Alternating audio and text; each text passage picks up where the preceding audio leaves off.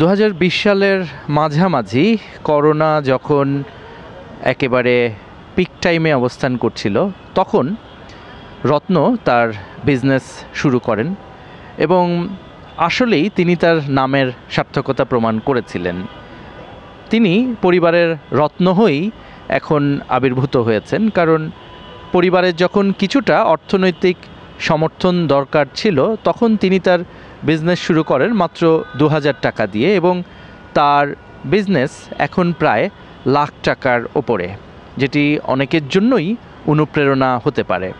আসুন আজকে শুনে আসি মায়ের হ্যাসেলের রত্নর গল্প। রত্ন, আপনার কোম্পানি হচ্ছে অনলাইন ভিত্তিক বিজনেস, এটা হচ্ছে মায়ের হেসেল, তাই তো? তো এটির মধ্যে একটু ঘরোয়া ঘরোয়া গন্ধ আছে, ঘরোয়া ভাব আছে। তো এই নামটি পছন্দ করার পেছনে আপনার কারণ কি ছিল? আপনার এই বিজনেসের ব্যাপারেও একটু আমাদেরকে বলবেন।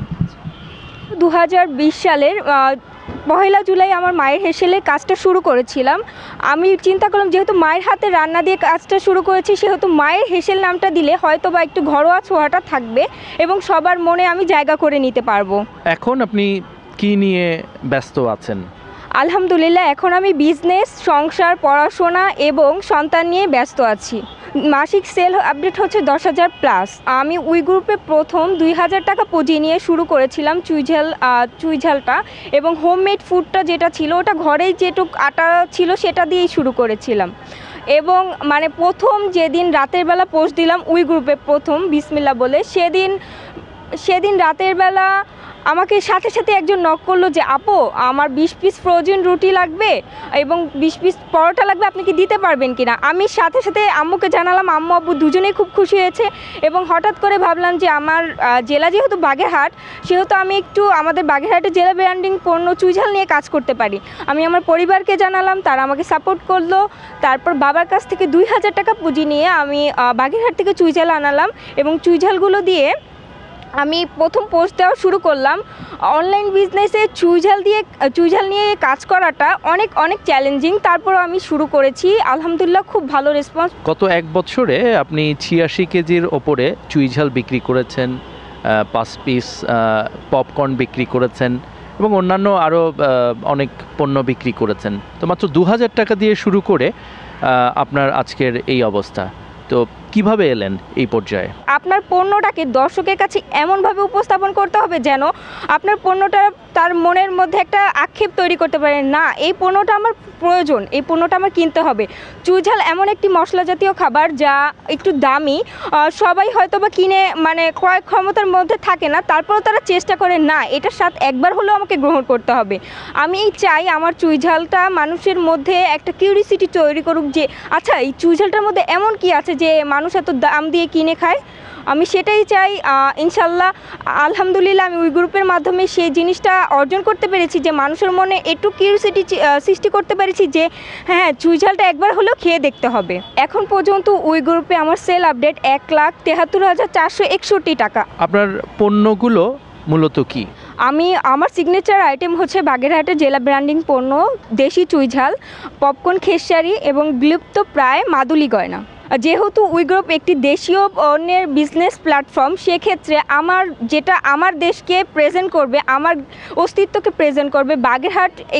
বাগেরহাটের জেলার ব্র্যান্ডিং পণ্য হচ্ছে দেশীয় চুইঝাল।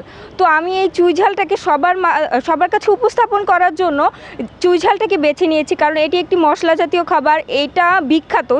আগে হয়তো বা খুলনা এবং বাগেরহাটের মধ্যে সীমাবদ্ধ ছিল, কিন্তু এখন এটা অনলাইন বিজনেসের সুদিনের ফলে এটা এখন সারা বাংলাদেশ সহ সারা বিশ্বে পৌঁছে যাচ্ছে এই চুইঝালের গুণাগুণ এবং এর উপকারিতা সম্পর্কে জানার ফলে। আমার যে এই আমার উদ্যোক্তা জীবনে আমি হয়তোবা শুরুতেই কখনো সুফল অর্জন করতে পারিনি। প্রথম যখন আমি চুইঝাল এনেছিলাম, মানুষ আমাকে বলেছিল এই কাঠ নিয়ে পোস্ট দিয়েছেন কেন, এগুলো তো গাছের গুঁড়ির মতো লাগছে, এগুলো আবার খায় নাকি, এত দাম এই মশলার। তবুও আমি তাদেরকে বোঝাতে সক্ষম হয়েছি এগুলো হচ্ছে একটা মশলা জাতীয় খাবার, এর ঔষধি গুণাগুণ বিদ্যমান। আমাদের উই গ্রুপের সাকিব ভাই একটা কথা বলেন, জেগে থাকুন লেগে থাকুন। আমরাও সেটাই মানে কোনো কিছু অর্জন করার জন্য আপনাকে সর্বশেষ পর্যন্ত কষ্ট করে যেতে হবে, কঠোর পরিশ্রম করতে হবে এবং সে অনুযায়ী আপনি ফলাফল অর্জন করতে পারবেন। ধরুন আপনি একজন ক্রেতাকে একটি পণ্য পাঠানোর পর দেখলেন যে যেই এক্সপেকটেশন ওনার ছিল, আপনার পণ্য দেখার পর ওনার মনে হচ্ছে ওই পণ্য তিনি চাননি, তো সেক্ষেত্রে আপনি কি করেন? যদি কখনো আমার চুইঝালগুলো রিটার্ন আসে, সেক্ষেত্রে আমি প্রথমে ক্রেতার সাথে কথা বলি। যেহেতু অনলাইন বিজনেসে আপনি একটি পণ্য দেখে একটি পণ্যের ছবি দেখে অর্ডার করছেন, সেহেতু হয়তোবা আপনি যে ছবিটা দেখেছেন সেই ছবিটার সাথে পণ্যের মিল নাও থাকতে পারে। সেক্ষেত্রে ক্রেতা যদি আমাকে বিষয়টি জানায়, আমি তাৎক্ষণিক ক্রেতাকে বলি যে আপনার যদি পছন্দ না হয় আপনি রিটার্ন করতে পারেন, কোনো সমস্যা নেই। এবং একটি পণ্য নিয়ে কাজ করার ক্ষেত্রে ভালো মন্দ দুটোরই রিভিউ আসতে পারে। আপনি সবসময় যে একটা পণ্যের ভালো রিভিউ পাবেন এমনটা কোনো কথা নেই। আপনার ভালো মন্দ মিলেই একটা জিনিস সৃষ্টি হয় কিংবা একটা জিনিস অনবরত চলতে থাকে। যদি কখনো কোনো পণ্যের ভুল হয়, আমি সেক্ষেত্রে সেটা রিটার্ন নিয়ে তার সাথে খুব ভালোভাবে সম্বোধন করে তার সাথে আমার কনভারসেশনটা শেষ করি। আমাদের অনেকেই আছে যে পণ্য রিটার্ন নেয় কিংবা নেয় না, অনেক উদ্যোক্তা আছে, কিন্তু আমি সেক্ষেত্রে চাই যে আমার পণ্যটা নিয়ে যাতে ক্রেতার মধ্যে কোনো দ্বিধান্বিত বোধ সৃষ্টি না হয়। আপনার ভবিষ্যৎ পরিকল্পনা কি? আমার ভবিষ্যৎ পরিকল্পনা, আমি আমার বিজনেসটাকে আরেকটু বড় করতে চাই। আমি স্কিল ডেভেলপমেন্ট করে আমি কিভাবে অনলাইন বিজনেসটাকে বিস্তৃতভাবে গ্রাম পর্যায়ে যে শিক্ষিত মেয়েরা আছে যারা স্বাবলম্বী হতে চায় তাদেরকে হেল্প করার জন্য আমি চেষ্টা চালিয়ে যাচ্ছি। আমি চাই আমার মতো আরও হাজারো যুবক তারা আসুক অনলাইন বিজনেসে, তাদের মেধা শ্রম খাটাক এবং তারা নিজেরাও স্বাবলম্বী হোক, অন্যকেও স্বাবলম্বী করুক।